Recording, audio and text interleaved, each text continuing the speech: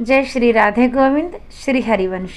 हमारी प्रियाजू हम सब पर अपनी कृपा दृष्टि सदैव बनाए रखे। आज हम इस वीडियो में वैशाख मास महात्म्य में अध्याय 7 सुनेंगे। इससे पिछले वीडियो में हमने वैशाख मास महात्म्य में अध्याय 6 सुना था, जिसमें हमने स्नान की विधि जानी थी। और आज इस अध्याय 7 में हम वैशाख मास में पूजा की विधि और उसकी महिमा जानेंगे। तो सबसे पहले प्रथम पूजनीय भगवान श्री गणेश जी अपने इष्ट देव और अपने गुरुदेव के श्री चरणों में वंदन करते हैं और आज का अध्याय शुरू करते हैं। नारद जी स्नान और तर्पण की विधि बताते हैं, फिर बोलते हैं, हे राजन, प्रतिदिन तीर्थ स्नान, तिल द्वारा पितरों का तर्पण, धर्मघट आदि का दान और श्री मधुसूदन का पूजन, ये भगवान को संतोष प्रदान करने वाले हैं। वैशाख मास में इनका पालन अवश्य करना चाहिए। वैशाख मास में तिल, जल, सुवर्ण, अन्न, शक्कर, वस्त्र, गो, जूता, छाता, कमल या शंख तथा घड़े, इन वस्तुओं का ब्राह्मणों को दान करें। तीनों संध्याओं के समय एकाग्रचित हो कमल स्वरूपा साक्षात भगवती लक्ष्मी के साथ परमेश्वर श्री विष्णु का भक्तिपूर्वक पूजन करना चाहिए। फूलों और फलों से भक्तिपूर्वक श्री हरि का पूजन करने के बाद यथाशक्ति ब्राह्मणों की भी पूजा करनी चाहिए। पाखंडियों से वार्तालाप नहीं करना चाहिए। जो फूलों द्वारा विधिवत अर्चना करके श्री मधुसूदन की आराधना करता है, वह सब पापों से मुक्त हो परम पद को प्राप्त होता है। श्री नारद जी कहते हैं, राजेंद्र सुनो, मैं संक्षेप में माधव के पूजन की विधि बतलाता हूँ। राजन, जिनका कहीं अंत नहीं है, जो अनंत और अपार हैं, उन भगवान अनंत की पूजा विधि का भी अंत नहीं है। श्री हरि विष्णु का पूजन 3 प्रकार का होता है, वैदिक, तांत्रिक तथा मिश्र। तीनों के ही बताए हुए विधान से श्री हरि का पूजन करना चाहिए। वैदिक और मिश्र पूजन की विधि ब्राह्मण आदि 3 वर्णों के लिए ही बताई गई है, किंतु तांत्रिक पूजन विष्णु भक्त शूद्रों के लिए भी उचित है। साधक पुरुष को चाहिए कि वो शास्त्रोक्त विधि का ज्ञान प्राप्त करके एकाग्रचित होकर ब्रह्मचर्य का पालन करते हुए श्री विष्णु का विधिवत पूजन करे। भगवान की प्रतिमा 8 प्रकार की मानी गई है। शिलामयी, धातुमयी, लोहे की बनी हुई, लीपने योग्य मिट्टी की बनी हुई, चित्रमयी, बालों की बनी हुई, मनोमयी तथा मणिमयी। इन प्रतिमाओं की प्रतिष्ठा 2 प्रकार की होती है, एक चल प्रतिष्ठा, दूसरी अचल प्रतिष्ठा। राजन, भक्त पुरुष को चाहिए कि उसे जो कुछ भी सामग्री प्राप्त हो, उसी से भक्ति भाव के साथ पूजन करे।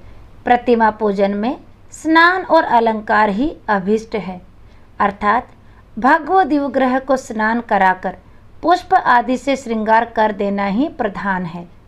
श्री कृष्ण में भक्ति भाव रखने वाला मनुष्य यदि केवल जल भी भगवान को अर्पण कर दे तो वह उनकी दृष्टि में श्रेष्ठ है। फिर गंध, धूप, पुष्प, दीप और अन्न आदि का नैवेद्य अर्पण करने पर तो कहना ही क्या। पवित्रता पूर्वक पूजन की सारी सामग्री एकत्रित करके कुश का आसन बिछाकर उस पर बैठें। पूजन करने वाले का मुख उत्तर दिशा की ओर या प्रतिमा के सामने हो। फिर पाद्य, आर्द्य, स्नान तथा पूजा आदि की व्यवस्था करें। उसके बाद कर्णिका और केसर से सुशोभित अष्टदल कमल बनाएं और उसके ऊपर श्री हरि के लिए आसन रखें। तदंतर चंदन, उशीर यानी खस, कपूर तथा अर्गजा यानी सुगंधित लेप या उपटन से सुगंधित जल के द्वारा मंत्र पाठ पूर्वक श्री हरि का स्नान कराएं। वैभव हो तो प्रतिदिन इस तरह की व्यवस्था करनी चाहिए। स्वर्ण धर्म नामक अनुवाक, महापुरुष विद्या, सहस्त्र शीर्षा आदि पुरुष सूक्त तथा साम वेदोक्त निराजना आदि मंत्रों द्वारा प्रेम पूर्वक भगवान का यथायोग्य श्रृंगार करें। पुजारी श्रद्धापूर्वक आचमन्य, गंध, पुष्प, अक्षत तथा धूप आदि उपहार अर्पण करें। इसके बाद गुड़, खीर, घी, पूड़ी, मालपुआ, लड्डू, दूध, दही आदि नाना प्रकार के नैवेद्य निवेदन करें। पर्व के अवसरों पर सुगंधित लेप या उपटन लगाना, दर्पण दिखाना, दंत धावन कराना, अभिषेक कराना, अन्न आदि के बने हुए पदार्थों का भोग लगाना, कीर्तन करते हुए नृत्य करना और गीत गाना आदि सेवाएं भी करनी चाहिए। संभव हो तो प्रतिदिन ऐसी ही व्यवस्था रखनी चाहिए। पूजन के पश्चात इस प्रकार ध्यान करें। भगवान श्री विष्णु का श्री विग्रह श्याम वर्ण एवं तपाए हुए स्वर्ण के समान तेजस्वी है।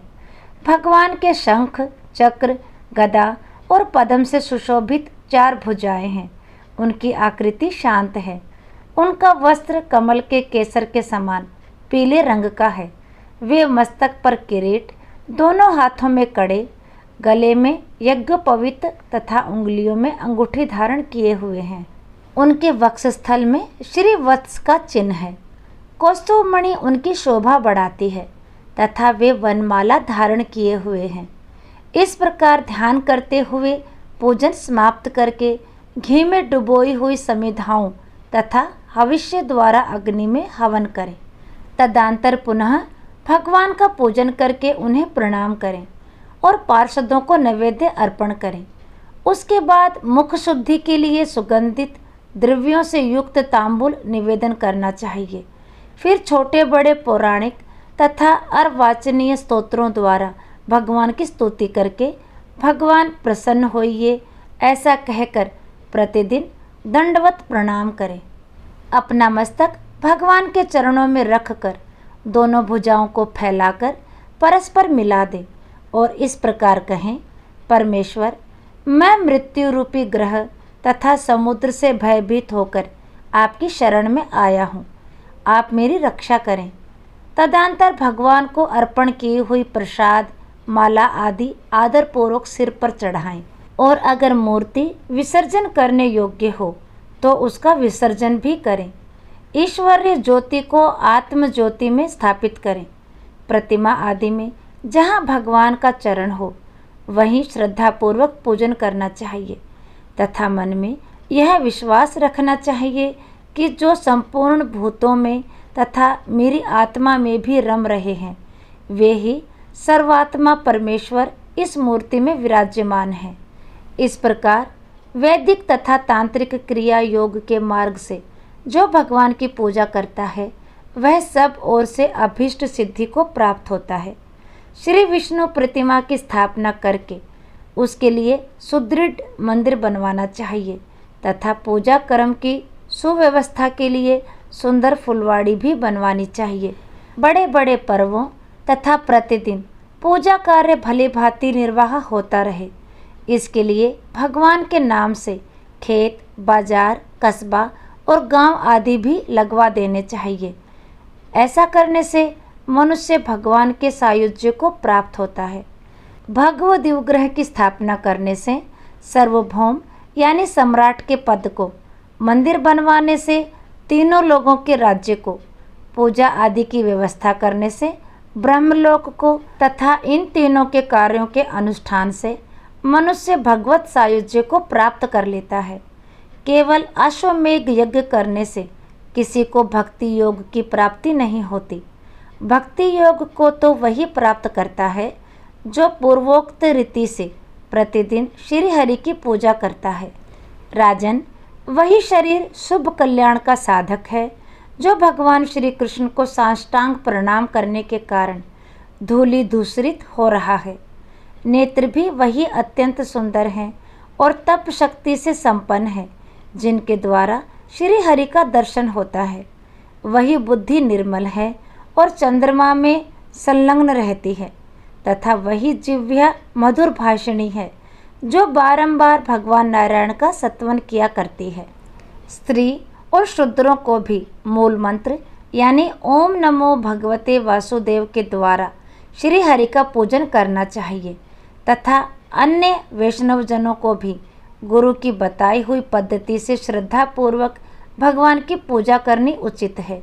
हे राजन, यह सब प्रसंग मैंने तुम्हें बता दिया। श्री माधव का पूजन परम पावन है। विशेषतः वैशाख मास में तुम इस प्रकार पूजन अवश्य करो। सुत जी कहते हैं, महर्षिगण इस प्रकार पत्नी सहित मंत्रोक्त महाराज अम्बरीश को उपदेश दे उनसे पूजित हो विदा लेकर देव ऋषि नारद जी वैशाख मास में गंगा स्नान के लिए चले गए। लोक में जिनका पावन सुयस फैला हुआ था, उन राजा अम्बरीश ने भी नारद मुनि की बताई हुई वैशाख मास की विधि का पुण्य बुद्धि से पत्नी सहित पालन किया। वैशाख मास महात्म्य में अध्याय 7 समाप्त हुआ। इसके आगे का वृतांत हम अध्याय 8 में सुनेंगे। आप उस अध्याय को भी जरूर सुनिए। तो आज का वीडियो यहीं तक, फिर मिलेंगे अगले वीडियो में। तब तक के लिए सभी को प्रेम भरी राधे राधे।